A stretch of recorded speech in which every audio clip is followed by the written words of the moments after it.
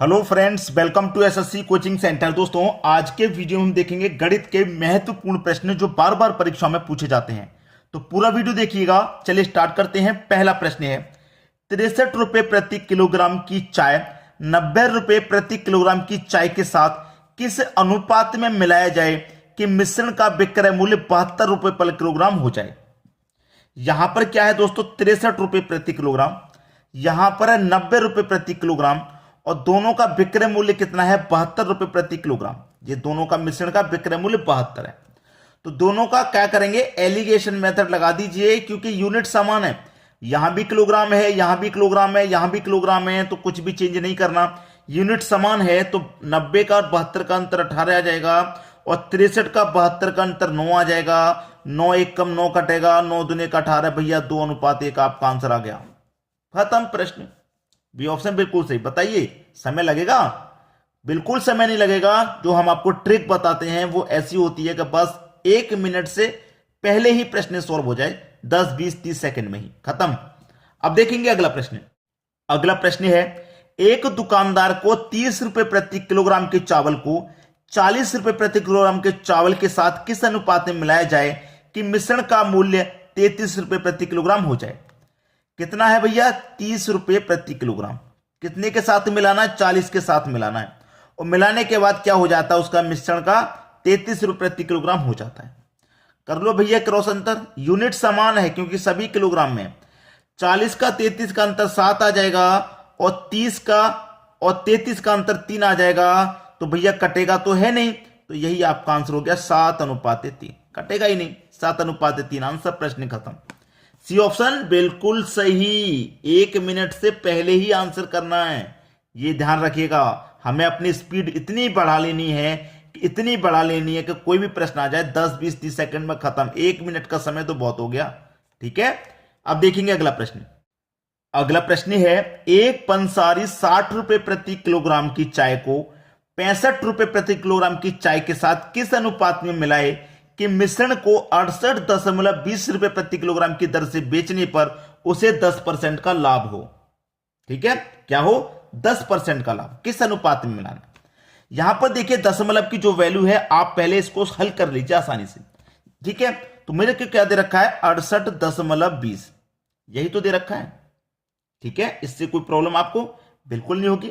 ये आपको दे रखा है, कोई बात नहीं। अब हमसे क्या करा है कि 10% का लाभ हो, तो 100 में 10 जोड़ के लिखेंगे तभी तो लाभ होगा। तो 100 की चीज को आप 110 में बेचेंगे तभी तो लाभ होगा।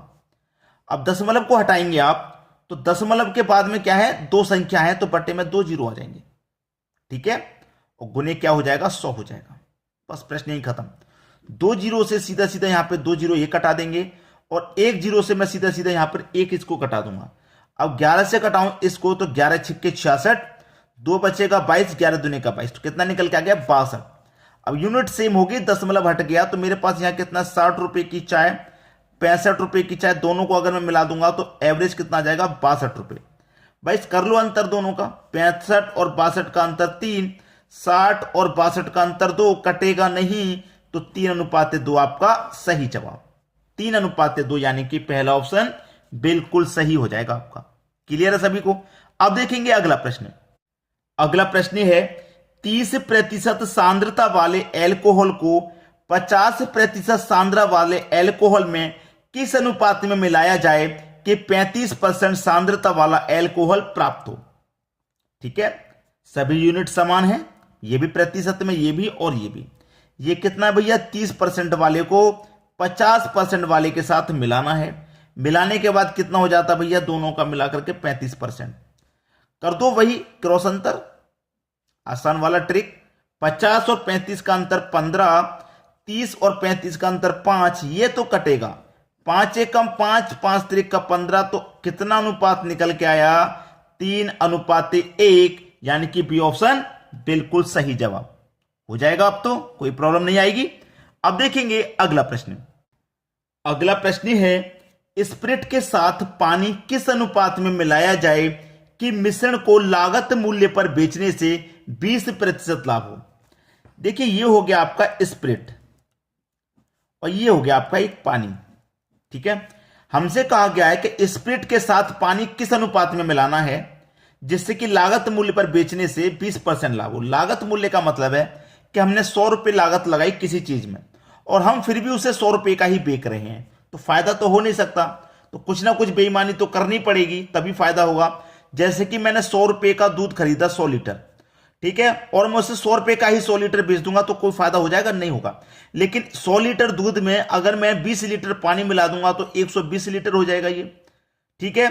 तो मेरे पास 120 कितने में बिकेगा भैया? 120 में बिकेगा, तो मुझे 20 का फायदा हो रहा है कि नहीं हो रहा? क्यों हो रहा है? मैंने बेईमानी कर ली 20 का पानी मिला के। अगर मैं उतने का ही बेचूंगा तो फायदा तो कुछ होने वाला नहीं है, कुछ ना कुछ बेईमानी तो होगी। बिल्कुल उसी तरीके से यहां पर भी हमें क्या करना, कुछ ना कुछ बेईमानी दे रखी है। अगर स्प्लिट हमारा पूरा 100% है, स्प्लिट अगर मेरा पूरा 100% है और मुझे क्या करना है 20% का लाभ पाना है, तो 100% की चीज पर कुछ ना कुछ 20% मिलाना होगा। चाहे पानी मिला लो, चाहे कोई दूसरा तरल पदार्थ या कुछ भी मिला लो, 20% की बेईमानी करनी है। लाभ जब 20% कमाना है तो उसमें कुछ ना कुछ 20% मिलाना है। प्रतिशत से प्रतिशत कटेगा, 20 से कम 20 कटेगा, 20 पंजे 100, तो 5:1 ये आपके प्रश्न का बिल्कुल सही जवाब हो जाएगा। बी ऑप्शन बिल्कुल सही। सभी को समझ में आ गया होगा। अब देखेंगे हम अगला प्रश्न। अगला प्रश्न है, शुद्ध दूध से भरे किसी बर्तन में 20% दूध निकालकर उतनी ही मात्रा में पानी डाल दिया जाता है। भाई 20% दूध निकाल के पानी डालने में बेईमानी हो रही है, पानी डाल दिया जाता है। यह प्रक्रिया कुल 3 बार की जाती है, तो तीसरी प्रक्रिया के बाद बर्तन में शुद्ध दूध की मात्रा घटकर कितनी रह जाएगी? मान लीजिए शुरुआती समय में 100% मिल्क था, उसमें से 20% निकाल लिया, 20% निकाल लिया, 100 में से 20 निकाल लिया, बचा कितना? 80%। 80% का मतलब 80% का मतलब बट्टे में 100, 20 चौक के 80, 20 पंजे 100, यानी कि 4/5 की फॉर्म में ये बचा, 4/5, ठीक है। अब हमारे पास कितना था? 100 था। 4/5 बता जब पहली बार निकाला, तो फिर दूसरी बार भी निकालना है तो फिर से 4/5, फिर तीसरी बार भी निकालना है फिर से 4/5, क्योंकि प्रक्रिया को 3 बार दोहराया गया है, तो 3 बार में बिल्कुल यही आ जाएगा। अब इसको करेंगे 5 गुने 5 हो जाएगा 25, तो 25 से 100 कितनी बार में कट गया? 4 बार में। 4 चौके 16, 16 चौके 64, 64 चौके 256, 256 आगे इसका गुना, बट्टे में क्या है? 5, 5 से कर दो भैया डिवाइड, 5 बचे 25, 5 एकम 5, एक बचेगा नहीं जाएगा, दशमलव लगेगा 2 हो जाएगा 20, ठीक है भाई। एक बचेगा नहीं जाएगा, दशमलव लगेगा 10, 5 दूनी कर 51.2%। घटकर कितनी रह जाएगी भाई? 100% से घटकर 51.2% रह जाएगी, यानी कि सी ऑप्शन आपका बिल्कुल सही जवाब हो गया।